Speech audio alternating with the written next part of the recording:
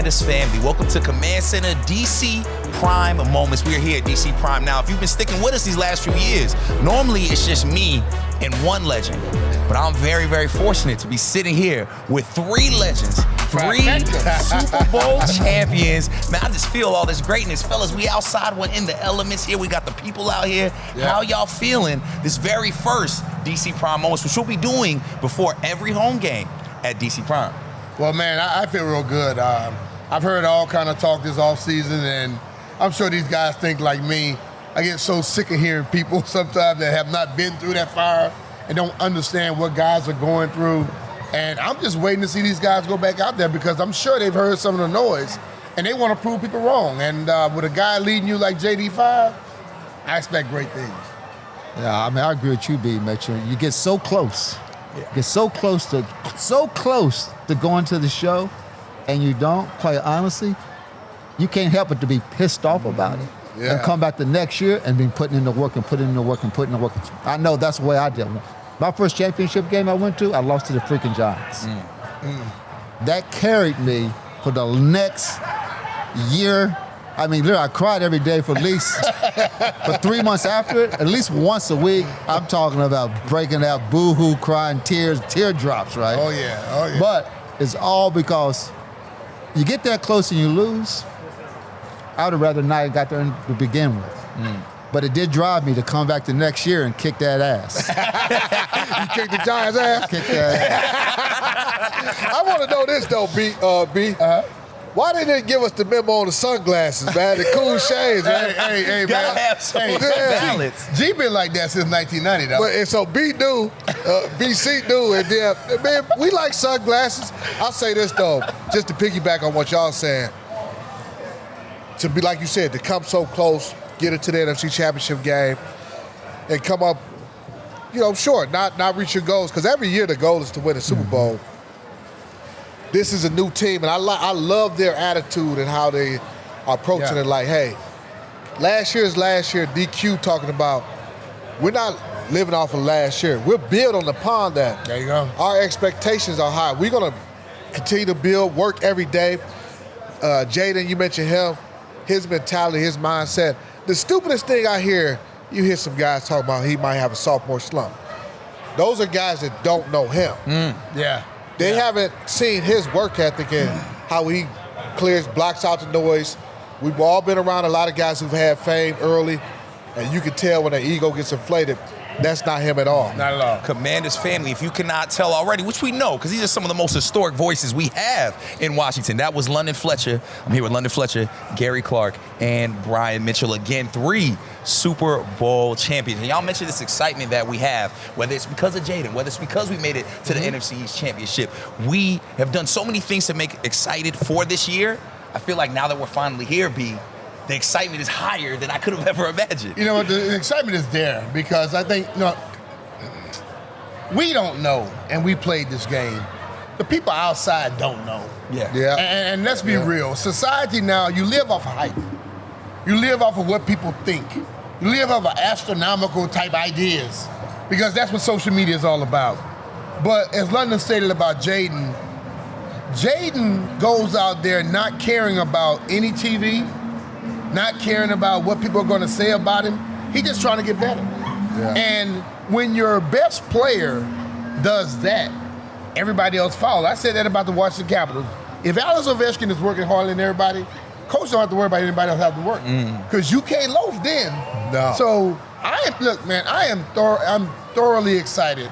That sophomore slump thing, to hell with that. C.J. Stroud played unbelievable last year.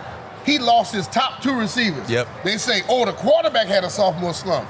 And the offensive line was terrible. Yeah, if you go into a season without your offensive line being good and your top 2 receivers as a quarterback, you're not going to look like you did the year before. But the boy was balling. Yeah. I want to ask y'all two this, and I played on Super Bowl team, but y'all played on Super Bowl here.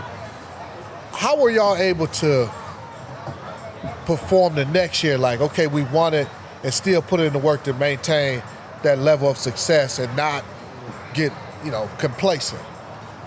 I tell you what, well, after my first Super Bowl, which is in the 1987 season, We kind of sucked the next year. To be honest.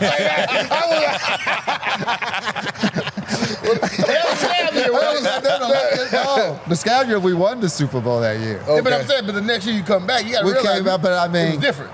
I know. Well, first of all, they didn't throw me the ball enough. So that's what it was. That's what it was. That's what it was. They didn't. I was the third leading receiver on the team in catches that year. Yeah. Wow. You know, I think for me, we came back and we got almost to the NFC Championship game that next year. And the reason is because there was a dude in our locker room who I thought was Superman when I got here. Monty Coleman, 6'4", 251 pounds, 36-inch waist, ran a 4.5 40. And every day after the game, he'd say, we 0-0, we got to win the next game.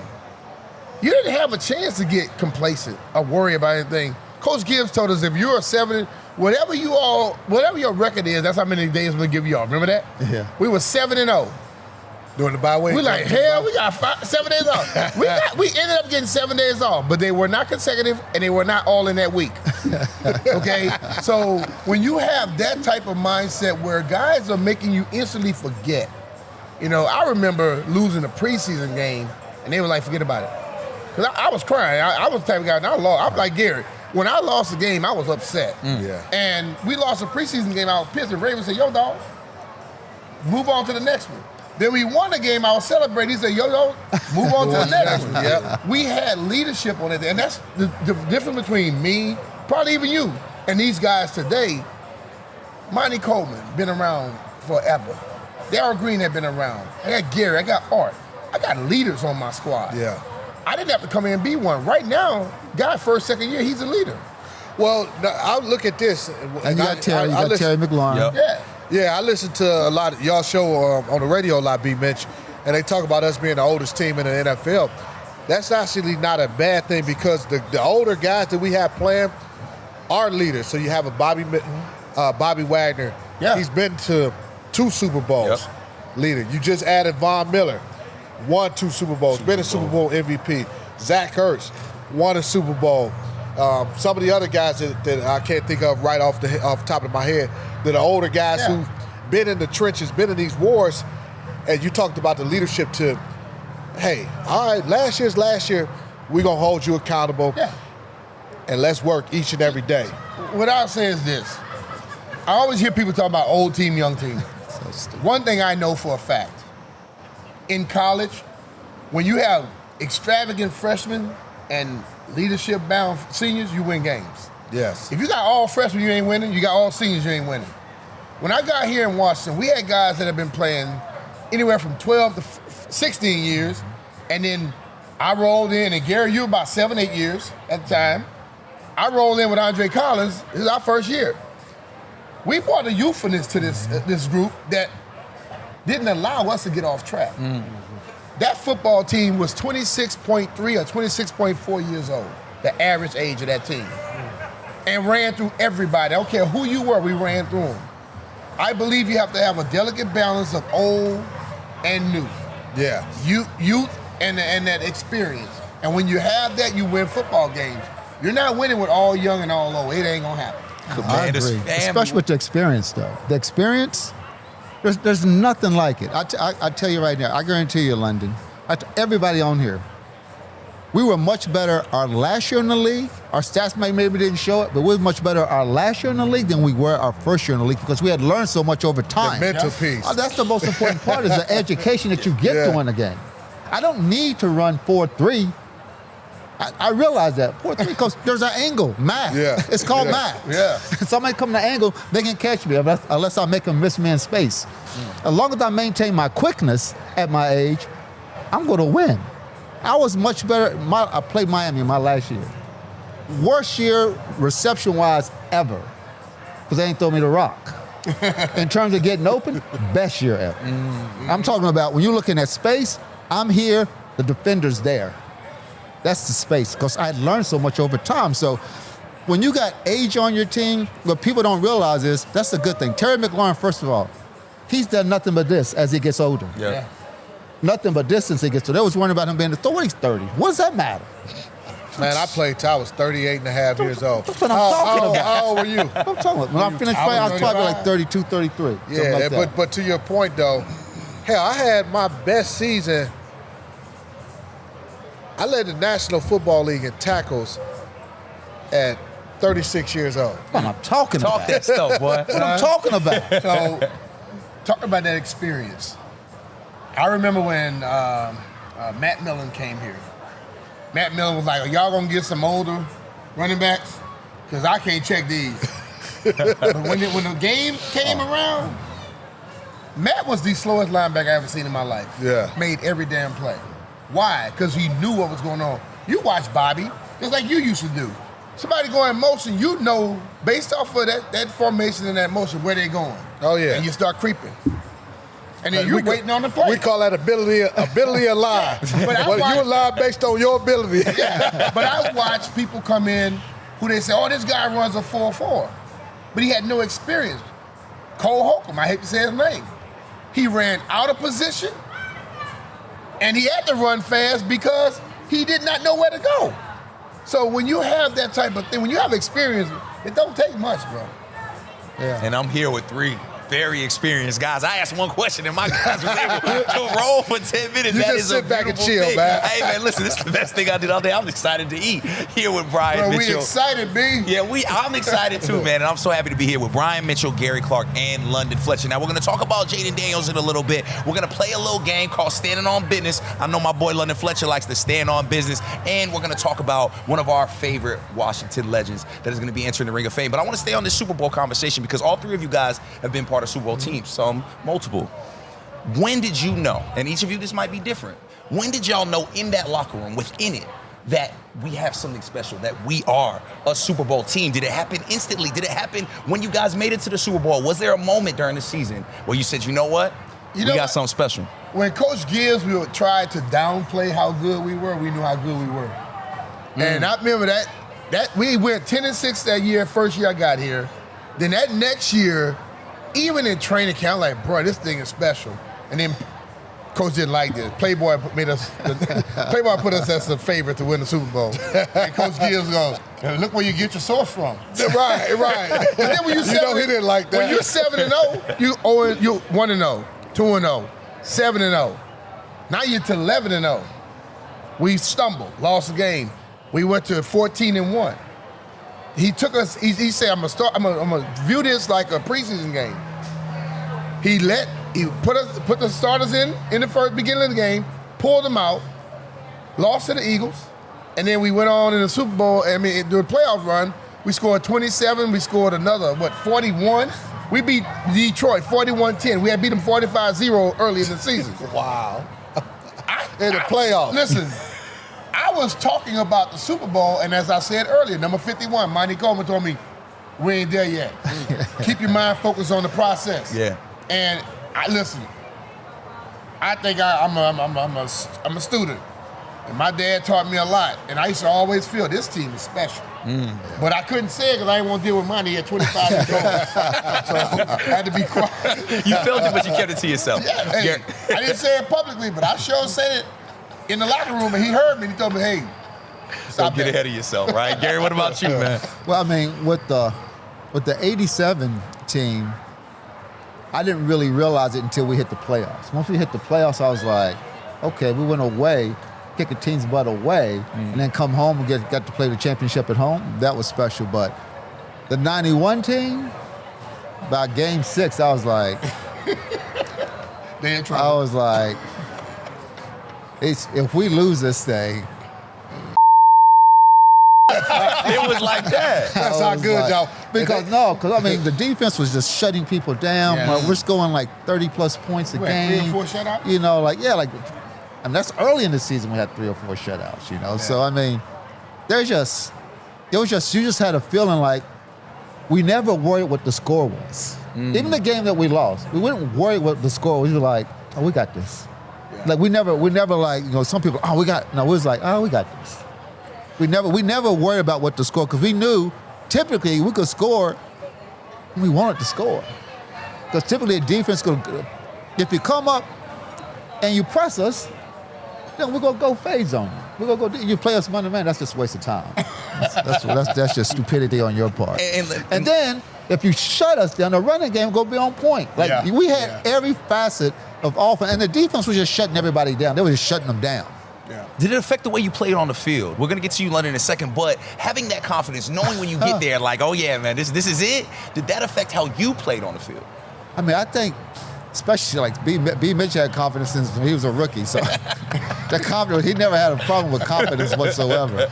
But I think as you get through the years, you start to know how good of a player you are, and then you do get confident in yourself. And then I was a guy that grew up. My dad didn't want me to talk trash to anybody, but if they started with me, then I could talk trash back. He allowed me to talk trash back. Yeah.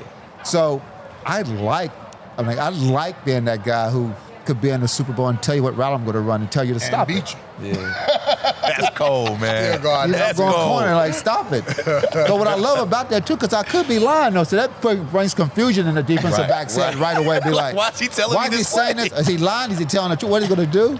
But there's nothing better when you're telling the truth. Right. And you just come back, told you so. London, what about you, man? Man, I wish I had experienced Super Bowl here in Washington. That's one of the regrets I had. Like, I wanted to be able to have these guys proud of us to restore the glory. Yeah. But I won my Super Bowl in St. Louis and played in another. I played in 2 in St. Louis, won one, lost one. The 99, we get up to a 6-0 start. And we knew we were good, but we weren't thinking we were a Super Bowl team. We lose 2 in a row.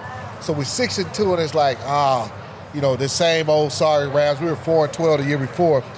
But then we get on another run, and I would say probably by week 13, week 14, we were like, oh, we the real deal. Yeah. And it's funny that you mentioned how Coach Gibbs treated that final game in the 91 season. We're playing the Eagles Y2K year. Remember, everybody was scared about the whole what was going to happen with the world doing once New Year's turns over. We go to Philly. We have a New Year's Eve party the night before the game. Well, maybe it was 2 nights before the game. We kick it. Play that starters like the first half. We lose that game. We were 13-2 going into the game. Lose that game to the Eagles. But we had home field advantage. And at that point, we knew nobody was going to beat us but us, especially in that dome. Yeah. So once we locked up home field advantage, we knew we were going to the Super Bowl. And it was the same year, same thing in 2001 when we went.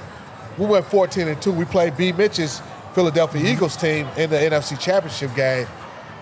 They were a good team, but we didn't feel like they could beat us, and they didn't. Y'all didn't want to kick it to me. We ain't stupid now. They know better than you. Clearly, they was trying to win the game.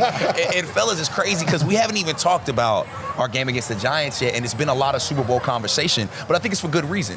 I think fans look around. I think former players look around and say, okay, this is starting to look real familiar, starting to feel like the good old days, and it feels as if we're living in the good old days now. And a lot of that has to do with quarterback Jaden Daniels. Hell yeah. Historic rookie season, now heading into year 2. All of you guys have been there, where y'all were rookies, but now y'all ain't rookies no more. Y'all don't get that excuse anymore. It's time to be vets. Yeah. Jaden's in that position. How do you expect him to fare against the New York Giants?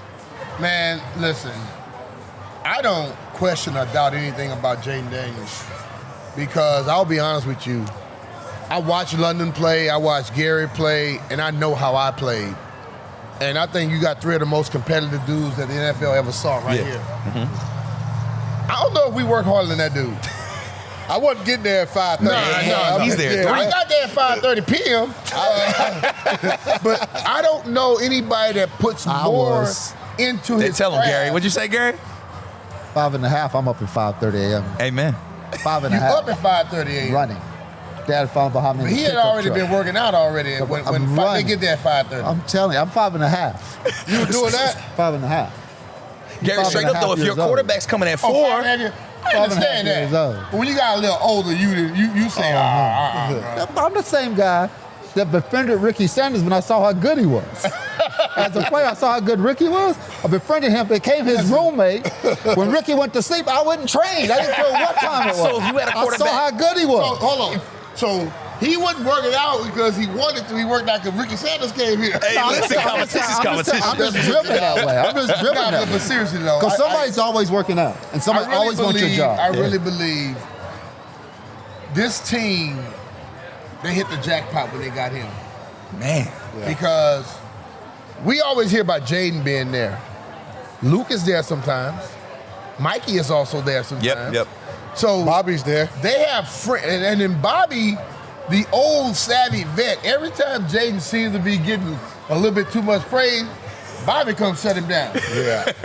Big brother. Big What brother. I mean? They have the right dynamic for this football team, bro. It's unbelievable. I love it. I love it. And I know things have to work out properly. Health has to be in and all that stuff.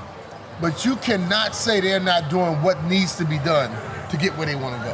And I used to believe this. I think great players, you don't have a sophomore jinx. You're a great player. Great players are great. You know, like I sophomore year, I was killing none of it, us had a sophomore jinx. We didn't have any of that. I'm talking about great players that you read your stars on your team. They don't have that jinx. So some players have it, but if you're great, you're great, and he's a great player. I think he's gonna do even more spectacular than he did last year. Yeah. Because he got great receivers as well. Got weapons around him. I mean, Terry Mack, he a beast. 1-7 back, baby. He's a beast. And Gary, before we move on, because I want to play this little game that our producer made for us. I think it'll be fun. When you mentioned you saw a guy like Ricky Sanders and him waking up and his workouts forced you to be better. So what if your quarterback's coming in at 3:30, 4 a.m.? Does that make you as a player say, you know what? I need to be in at 3 a.m. I need to be in at 3:30? I think you shouldn't need anybody to make you want to do what you know you need to do. I mean, that's just me. Like, I'm going to do whatever's going to make me the best player. So if I see somebody who I think is outperforming me, I'm going to change my diet right away. Like right away. Ricky Sanders was just naturally gifted. He didn't have to do shit. He was just naturally gifted. Yeah. He didn't work out. I saw what he did. He didn't have to. Naturally fast. I saw him fall flat on his face and still run a 4.5. Fall flat on his face. And run a 4.5. So, it really was probably more like a 4.2, quite honestly. So I know how good he was, but for me, I was like, I think all great players want to be the very best at their position, period. Yeah. They just do. I love Art and I love Ricky, but I still wanted to be better than both of them. Not saying that I was, but I wanted to be better than both of them. Yeah. And I drove myself so I could feel like I was better than both of them. Yeah. I mean, that's what I did, and that's what they did. That's what made us so good as a threesome. It made us so good because we push one another. I'm sure this guy did the same thing too. Yep, It makes you better. Yeah. So you kind of hope that you have those things. Like, I'm hoping that Debo makes Terry even better, and Terry makes Debo better. I'm hoping that happens because at the end of the day, you need somebody to push you. Once you get comfortable, your game starts to go down. Absolutely. Once you come comfortable, your game starts to do this. Man, they could have drafted a seventh round linebacker. I'm like, they trying to replace me. Y'all ended that 100%. And that brought some motivation. That's exactly how you think. Oh, yeah. They drafted the Heisman Trophy winner. Yeah, But they drafted the Rose Bowl or MVP, MVP. Ricky Irvins, my second year. Then the next year they draft Desmond Howard. You know what I said? Ain't none of them gonna get my damn job. But you know what? Because listen, I hear people all the time talking about, well, man, y'all friends. Yes, we are friends. And if I'm really your friend, I'm gonna push you to the highest level. Yeah, for sure. Because let's be real, I'm the youngest of 7 kids. I got 4 brothers. I am 5.5 years younger than my brother next to me. You think I walked around like older than my big brother? No. Every time I went on the football field, I wanted to exceed anything they ever thought about doing. And my brother Mike, who passed away back with my rookie season, Michael Bryan Mitchell, I'm Brian Keat. I say, bro, I'm the best Brian Mitchell in this house. He's like, nah, boy, me. I say, you better go look at the stats, fool. Because it drives you, man. Played against my cousin in high school. And I told him, I said, hey, you cornerback, huh? I said, I'm coming at you. First play, I threw a touchdown on you. I said, when we come back out, you better get your track shoes on. I'm going at him again. My cousin. Your cousin. Because the people that feel like, oh, I'm your relative, I'm your teammate, I got to take it easy. I ain't got no time for that. When you walk between the white lines, I tell people, I know B heard Tell me all the time. I don't believe in peace treaties. At all. I do not believe in peace treaties. Especially when we would be in a training camp And we had the real training camp practices, the 2 days, and it's hot, and you out there in full padded pads, and guys like, hey, man, you trying to brother-in-law? Hey, let's take it easy. Dude, I don't believe in peace treaties. You better strap it up. If anything, I'm going to go harder at you because I know I need to be able to count on you. You ain't getting me better, and I'm not getting you better if we take it easy. And London, I think that's added to the excitement because we've seen that in real time with these young guys, right? Mikey Sandersfield drafted last year where we go get a Trey Amos. Now Mikey Sanderfield's inside. Mikey Sanderfield's hitting everybody at training camp. We're seeing him pop people, lay them out. They got to get carried off the field. That's how motivated Mikey Sanderfield is. Working out with Debo Samuel, same thing. He's motivated. Then you go to the offensive side. Brandon Coleman. He said as soon as he saw Josh Connolly drafted, I know I'm going inside. But he embraced that role, and he used that to not only help himself, but help Josh Connolly Jr. as well. And as we talk about these guys, fellas, we do have a game Sunday. We're having a lot of fun here, but we do have a game Sunday. We're taking on the New York Giants. And London, I want your perspective on this because you came here later in your career. Is there anything truly like an NFC East rivalry game when you get these NFC East teams, right?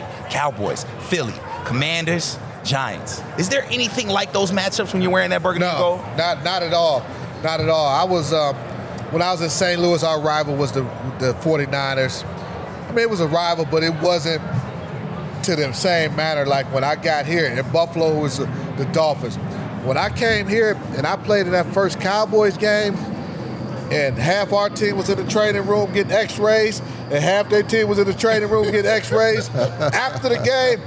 And, Coach Gibbs say, hey, we might not lose, but they're gonna be in the ice tub afterwards. And it was like that against Philly, against the Giants. I actually hated the Giants more than I hated Dallas. Really? Because they had a little arrogance about themselves, like we the mighty New York Giants, we in New York. So those games, it didn't matter what our records were, where the game was being played. It was gonna be physical, it was gonna be intense. And you threw records out of the window. Anybody can win. And B, we're going to be there doing game day and post-game live. We'll be there celebrating our guys, Santana, Moss, man. How ready are you just to be back in the fold, right? Back doing all these things because you had a very interesting offseason, B. You got to talk to the team. You came and helped teach different techniques and just give that motivation, man. I got to imagine when a front office allows these legends to be so close to the fold. It makes it a little more personal and special for you, right? Man, anytime you go through a franchise like this and you get these brotherhoods, this is not no friendship, this is brotherhood. Yeah. Right. I didn't play with London. I played against him, and when he got here, I was a big fan of him. I played with G. This is brotherhood, man. And when you got your little brothers coming along, you want them to be good. And you want to, you'll see something, and you're like, if I could just help that guy out. Some people don't want to be a part of that because they're afraid. NFL is a self-preservation league. And a lot of coaches feel like if I gave somebody an idea and it worked, then they look like they failed. No, fool, you allowed me to talk. Well, Dan Quinn came in here with extreme confidence. Mm-hmm. He called. I said, Coach, I'll be around whenever you need me. And I've cultured some friendships with a lot of the guys. And I try to do what he did for me, what Ernest Biner did for me, what Darryl Green, Art Monk did for me. These guys didn't have to give me no advice, but they did it. And the things they told me, to be honest with you, if they were telling me the wrong stuff, I'd have been going 100% the wrong way. Because I did exactly what they told me every damn day to try to become the best I could. And what it does, it makes you feel good because when you have pride in something, you don't want it to fall. And if it falls and you haven't been able to get your influence on it, you feel like it's partially your damn fault. Dude, I'm prideful as hell. I go around this world, and people recognize who you are. They're like, man, y'all team not that good. And I was embarrassed. And now when I go places, they want to talk, buy me a drink. I'm getting free meals and drinks off of this team right now. Folks people trying to fight us to showing love now. Yeah, there you go. People want to fight me. I usually doing post-game shows, and the fans here want to fight. I'm like, damn, because B will argue with you. B, a fan will yell something, and B will sit and argue with you. Like, no, let me tell you about my Commanders. And fellas, I think this is a perfect segue to take a little break real quick and play a little game. Because, Gary, I don't know if you know this about your boy, London Fletcher, but my guy likes to stand on business. Do you know that about London Fletcher? He like to stand on business? Oh, yeah. Well, I mean, I know he's about his business when he played the game. And that's what standing on business is. So we're I'm going to play glad this I never game. got to find out about any of that business. Me too, but I hear Leonard talking about I'll take peace treaties. I'm scared over here. I want to hear that from Big Fletch. But check this out. So this game is from our amazing producer, Caroline Suter, and Jason as well. And this will be, I'll give you guys something, and you're either going to stand on business saying that you believe that that's going to happen, or you're going to sit this one out, right? All right.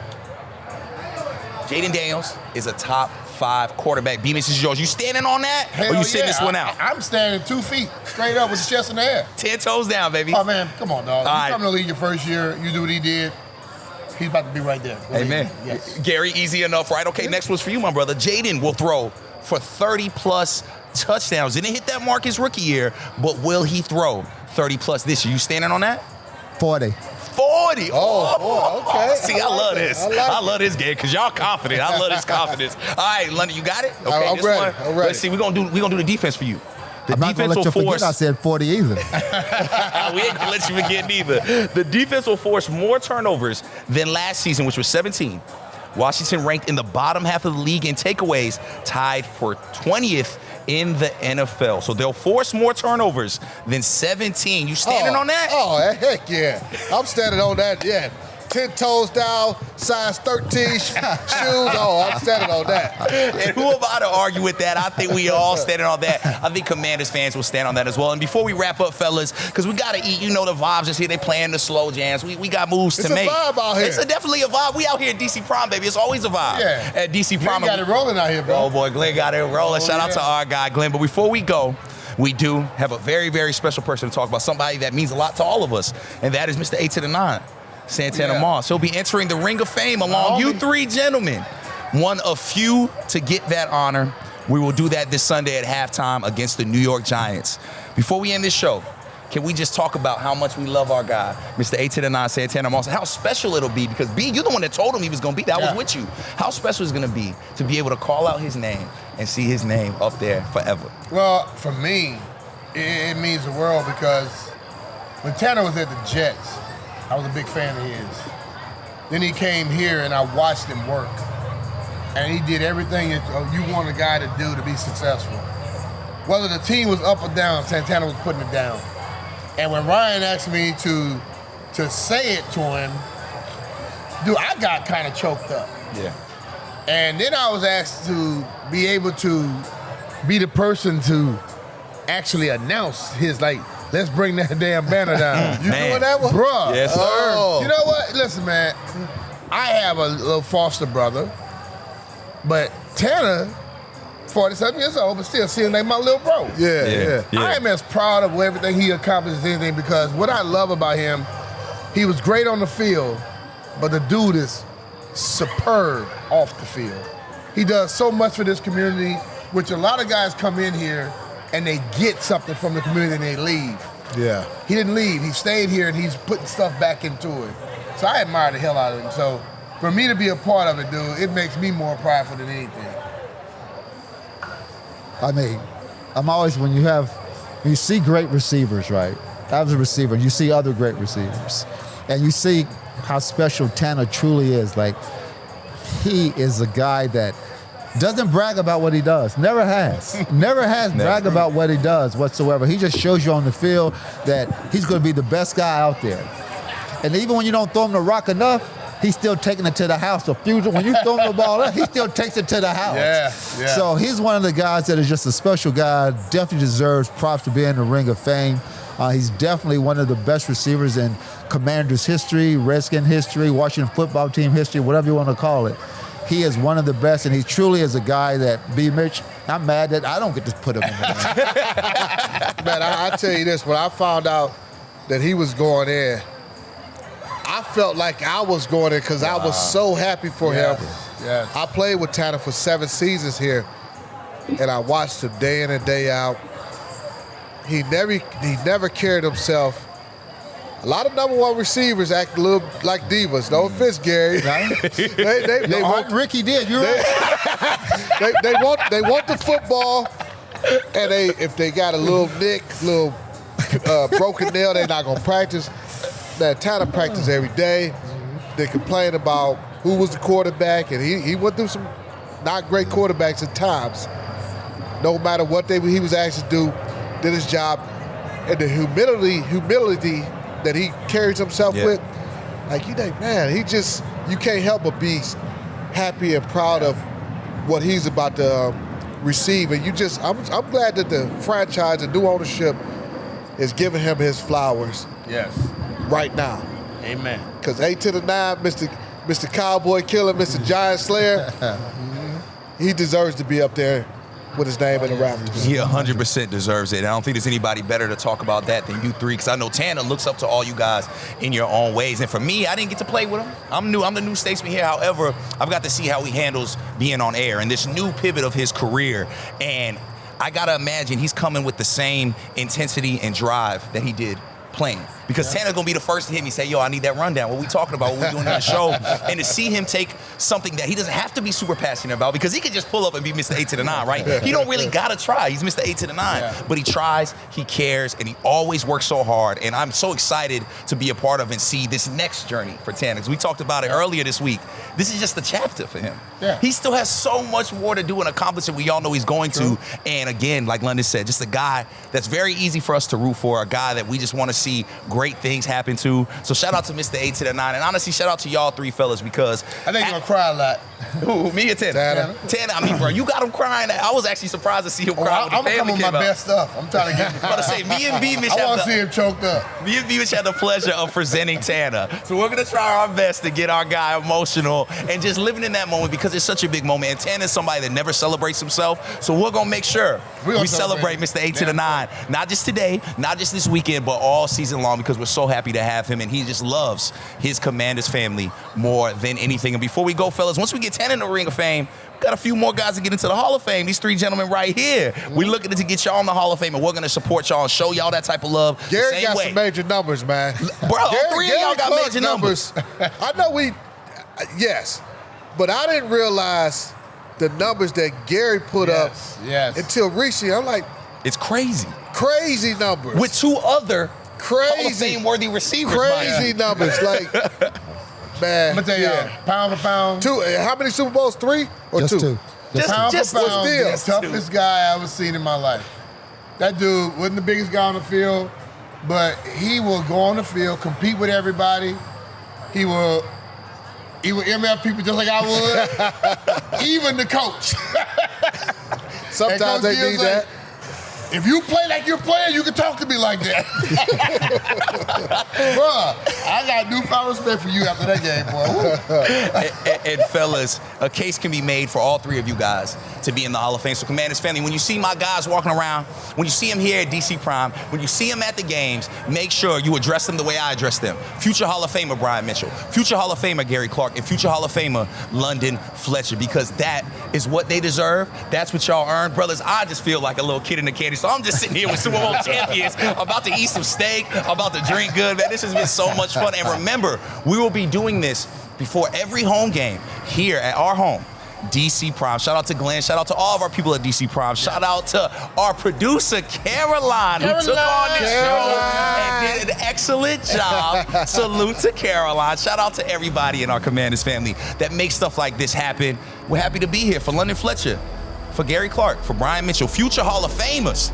I'm Bryan Colbert Jr. We'll see y'all next home game, which is in, 2 weeks, baby? We're going to be taking on the Raiders. We'll see you then from here at DC Prime, baby. Let's get it, baby. Week 1.